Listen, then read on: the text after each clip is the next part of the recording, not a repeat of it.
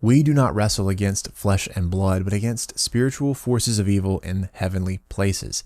This is what Ephesians chapter 6 says. In addition, it also talks about putting on the whole armor of God, a tool, an arsenal, protection against the schemes of the devil, which 1 Peter talks about. He prowls around like a roaring lion, seeking after those that he'll devour. Knowing these verses in the New Testament, Proverbs chapter 22, especially one verse, starts to make a little bit more sense. In fact, all of the Proverbs make a little bit more sense. That when we live by godly principles, we have the tools and the weapons that we need to be able to fight against the devil and his schemes. So welcome to day 22, chapter 22 of our Proverbs Bible study series. Let's take a look at the chapter. A good name is to be chosen rather than great riches, and favor is better than silver or gold.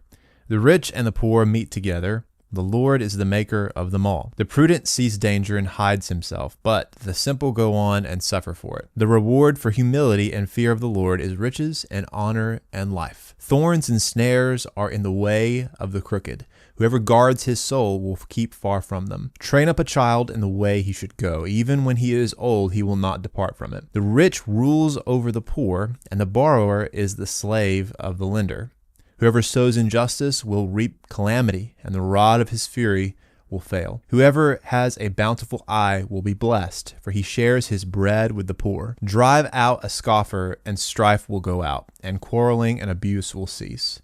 He who loves purity of heart and whose speech is gracious will have the king as his friend. The eyes of the Lord keep watch over knowledge, but he overthrows the words of the traitor. The sluggard says, "There is a lion outside. I shall be killed in the streets." The mouth of the forbidden woman is a deep pit.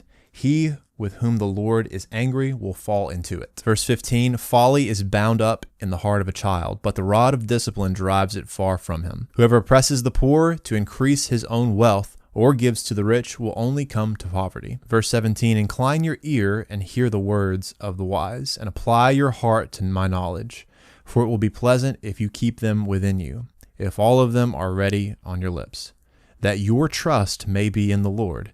I have made them known to you today, even to you. Have I not written for you 30 sayings of counsel and knowledge to make you know what is right and true, that you may give a true answer to those who sent you? Do not rob the poor because he is poor, and crush the afflicted at the gate.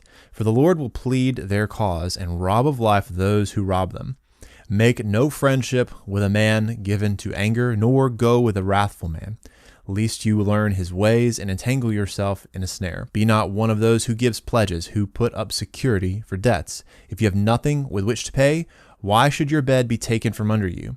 Do not move the ancient landmark that your fathers have set. Do you see a man skillful in his work? He will stand before kings. He will not stand before obscure men. So for chapter 22 of Proverbs, the foundational verse, I believe, is verse 3, and that states that the prudent sees danger and hides himself, but the simple keep going and suffer for it. The prudent, those that are cautious. We've seen prudence several times throughout Proverbs. Somebody that is, I would say, highly discerning, or someone that is shrewd. They're very astute to their surroundings, the people around them. They're just very sharp. And verse 3 says that the prudent, this person, they see danger and they hide.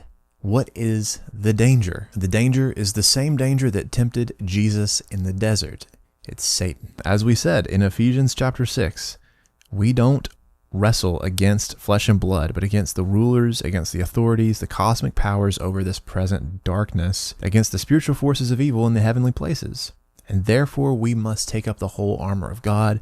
And then Paul is laying out everything that we need in order to be able to fight the schemes and the temptations of these forces of darkness that are all around us, constantly waging a war on our hearts and our minds on the daily basis. As I stated at the top of the video, 1 Peter is also another text that alludes to this. Chapter 5, verse 8, be sober-minded and watchful. Your adversary, this is your enemy. This is the Christian enemy. The devil does not want you or Jesus to win, which we know Jesus ultimately is going to win. But today, right now, he does not want your life to be fruitful. He does not want your life to glorify God. He wants you to be the sluggard that Proverbs 22 talks about. He wants you to go out and manipulate and gaslight people and take advantage of people. He doesn't want you to be patient or kind or tenderhearted or loving or caring and compassionate. All of those things. That's the complete opposite. He wants you to give in to your anger when you're road raging. He wants you to react and not respond to your anger. He wants you to cuss out and yell at your spouse. He wants you to throw things and rage. He wants you to gossip and look at things that you shouldn't be looking at and say things that you shouldn't say. This is your adversary, the devil, prowling around like a roaring lion, seeking after someone to devour. Resist him. Verse 9 says, resist him. Jesus resisted the devil, and we can look to Jesus for that strength and that inspiration. Resist him firm in your faith, knowing that the same kinds of suffering are being experienced by your brotherhood throughout the whole world, and also knowing that Jesus experienced the exact same thing. Resist him. Stand firm in your faith. So we've kind of gone off the rails here a little bit. We're not in Proverbs anymore, but that is going to take us back into Proverbs. How do we resist? How do we stand firm in our faith? Number one, we put on the whole armor of God. And as verse 10 says, be strong in the Lord and in the strength of his might. Jesus was able to resist the temptation of the devil, and we can as well. In addition to the armor of God, Proverbs lays out a multitude of godly principles to live by that will increase and strengthen our faith and our daily walk with Christ as we are faced with those temptations to sin or to react in an un-Christ-like way. And looking at verse 3 again, the prudent, the cautious, the shrewd, the astute, they know, they understand the schemes of the devil. They know when they're being tempted. They know, they see it. And I have seen it myself several times, even today, this week. I see all the opportunities for my flesh to do the flesh thing, right? I see that. And the more I'm studying the word, the more I'm in prayer, the more I see the alternative route. Okay, we know what godly principles are. We've been reading about it. We've been reading the Proverbs. I can go this route. Oh, my flesh wants to go that route so bad. And oftentimes it is so much easier to go that way. But that's where perseverance comes into play. And we see in Galatians 6:9, do not become weary in doing good, but you will reap if you do not give up. That's not what it says. We're close. And let us not grow weary of doing good. For in a due season, we will reap if we do not give up. There we go. A more accurate representation of what that verse actually says. I literally just had a brain fart. I don't remember exactly what I was talking about. Oh, yes. The two contrasting options. We do have that option in going this route. That is the ultimate goal, the ultimate race that we are persevering and we are running towards and not giving up, is the doing good, is living by the Spirit. When we live by the Spirit, we become a more humble people. We're not proud. We're not arrogant. We aren't haughty. And we've seen in other chapters of Proverbs warnings against that. And ultimately, verse 4 says, the reward of humility and fear of the Lord is riches and honor and life. Honestly, another verse to cling to, especially in those moments when you are tempted and you are faced with those options. I'm going to choose the path of humility and not pride, not arrogance. I'm not going to have a haughty spirit about this. I'm not going to scoff. I'm not going to look down on this person for who they are, what they think. All of those natural tendencies that we all experience. Additionally, another verse of security, the eyes of the Lord keep watch over knowledge. The fear of the Lord is the beginning of knowledge, as we've said. But he overthrows the words of the traitor. So we know those that love knowledge, that seek after knowledge, that have the fear of the Lord, he is watching.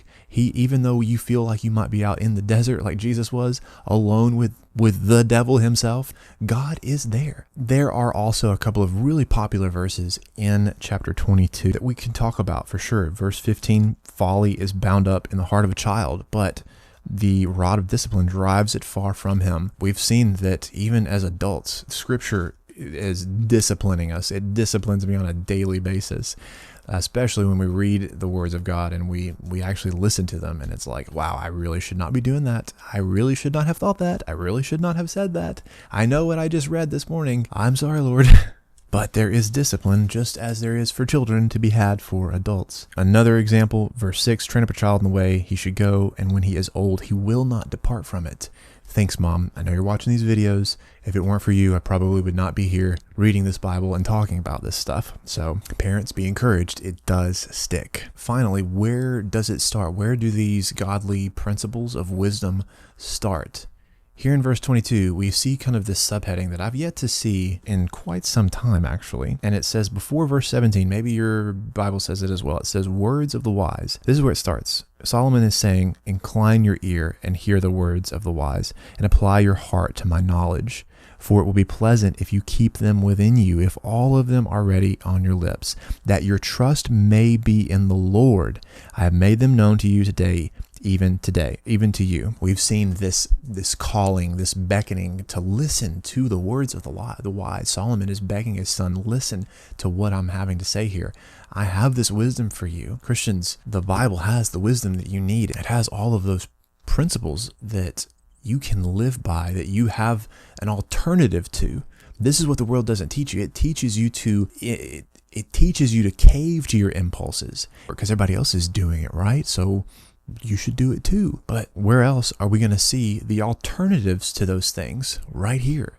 And without those biblical principles, without some of those character traits to live by, from prudence to discernment, it's going to be that much harder to be able to put a defense up against the schemes of the devil. And really, when you think about it, the ultimate defense are the biblical godly principles of wisdom. Not only do we have what Paul is describing in Ephesians, from the breastplate of righteousness to the helmet of salvation to the sword of the Spirit, we also have what Proverbs teaches, these godly principles, and it's living a life that is antithetical, in contrast to what the world expects or wants us to live, and ultimately what the devil wants us to do. Well, I think that's going to be everything for today. Thank you guys for watching. We'll see you tomorrow, chapter 23, day 23.